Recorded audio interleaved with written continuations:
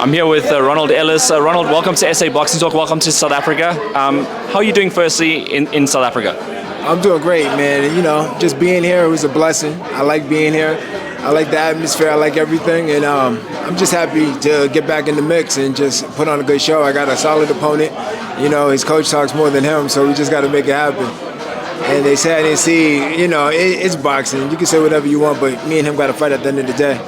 And you asked me earlier about my last three opponents compared to him. Like I said, it was a different weight class. And I'm a middleweight now because I was always little. Like, I was always littler than them, smaller than them, so I never gained weight after the weigh-in and all that stuff. So the guys were always bigger. So now I feel comfortable. I should have made this move a long time ago, but I'm the bigger guy in there. I don't care what they're telling me, and I'm going to show that. Just judging on that, and you say it's a new weight division, would you say that after what you just said now, this is the best weight class for you, and will you stay here in the future? Yeah, definitely. I can stay here because I made it easy. I'm making it easy. I just flipped the switch and really trained hard. I got a team behind me. All those last fights, I was doing it all by myself. Every camp, everybody knows I had a coach last minute. I've been at Wildcard with Coach Pepe, Freddie, going crazy.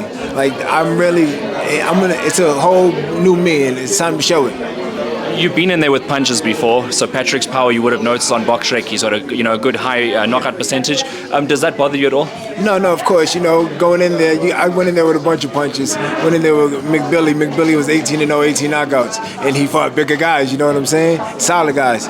So, you know, I really don't know the guys he really fought, and my opponents fought real dogs. So, you know, it's the big ocean. You mentioned being back in the motherland and training that a little bit harder. What does it mean to you, fighting in South Africa? Oh, I love it, man. You know, I'm an islander myself from Barbados, so I'm just happy to just take my talents worldwide and show everybody what I'm about. You know, then after this, go back home and get it cracking over there. Yeah, of course. Patrick Mukala isn't a South African fighter, but he's from the DRC. But he's trained his entire professional career. Talking about home crowd support, is that going to get on your back? Say it again. Home crowd support, is that going to? No. You know, I'm always an underdog going into deep waters. Last fight before, I'm always the B-side coming in. At the end of the day, we're fighting. So all that crowd and all that, I've been underdog my whole life. You come from an environment, Wildcard boxing. I mean, that's one of the biggest, if not the biggest, boxing gym in the world. This environment here, it's completely different to the type of media and stuff. I would probably be me here on my own compared to like 1,000 journalists that side. The expectation when you got here, what was it? Oh, no, it was cool. Like, I turned pro in Puerto Rico, first of all. Okay. So my first couple fights was in Puerto Rico, DR. So I always been around, so it's like, it's another day in the office for me. When you're a real fighter, I'm a born traveler. You just go and you fight. Like the game Street Fighter, when they just fly to different countries, that's me. It is what it is. And how does this country compare to some of the previous countries you fought? Oh, I love it. And truthfully, like outside, the way it looks and all that, it reminds me of Puerto Rico. And it's better than what I expected, truthfully. I'm not getting aimed by no mosquitoes or nothing. I love it here, but it was kind of chilly. I didn't expect that.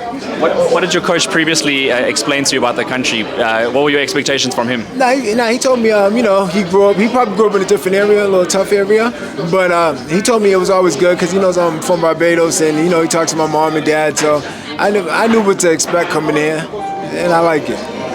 The hospitality's crazy. Well, at the house over here, obviously they Team Patrick, and they're asking crazy questions. I want to make bets with that girl that bet the knockout. I'll bet her myself. Obviously, Patrick's camp shadow. He's one of the trainers in the camp. He's always got a lot to say at the press conferences. What was your thoughts on some of the words that he chose today?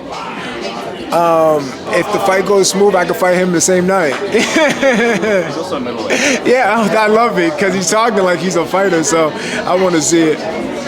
He was an amateur champion. He never went pro, but I was an amateur champion too, so that says a lot. Yeah.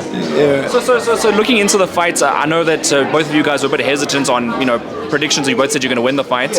Do you look at fights in your mind at least as to how it's going to go? Yeah, kind of. But I'm coming off of 3 hard losses, but it was like none of those were me. I was never 100%, and like mentally having a team behind me, like I said, I can't say it enough. I just got to show it, and I'm just gonna really show it. Like all that talking and stuff, it just boosts me up to really show out. But always stick to the game plan. I ain't gonna rush nothing. I'm gonna do what I came here to do. You know, I'm here to, you know, everybody that bet against me, I wish the worst for them. You know what I'm saying? Yeah, I'm here to set goals and set my records for me. Yeah. Due to the currency in South Africa, we don't usually see international fighters of your magnitude, you know, coming here and fighting here in South Africa.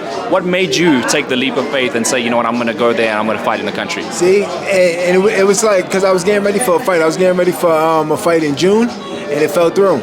And it was at 68, and I was just making the way so easy. I said, you know what, let me go down to 60. And they gave me this call. It was a beautiful opportunity, and you know, I like the way he fights, and I think styles make fights, and my style's gonna be perfect for it. And I just thought, hey, get rid of him, then we go on and we continue my career. After this fight, where do you go? After these fights, I'm probably gonna go back home and try to get the big guys over there. And who are some of those names? Some of the names I seen Lara. Lara's at 60. Danny Garcia is one of my favorite fighters. He went to 60, but it didn't turn out too good. Got Shane Mosley Jr. There's a bunch of names that went 60, and I feel like 160 is wide open since, you know, Charlo and everybody just, you know, everybody left. So, you know, I could put a stamp there. Can you give us at least some words for Patrick before you step in the ring? Oh man, just show up and show out. Just do what your coach said. Just try, because it's going to be real hard in there. And I'm pretty sure I've seen it before, so it is what it is. And then just lastly, do you want to send any thank yous to the people back home? Oh yeah, thank everybody for supporting me. And you know, I'm going to put on the show, baby. That's what I do. I come to fight, and this time I'm 100%. Man, they just got to see it, man. I'm done talking. Let's just make it happen. Thank you very much for coming on SA Boxing Talk, Ronald Ellis. Thank you, brother. Thank you, I appreciate it.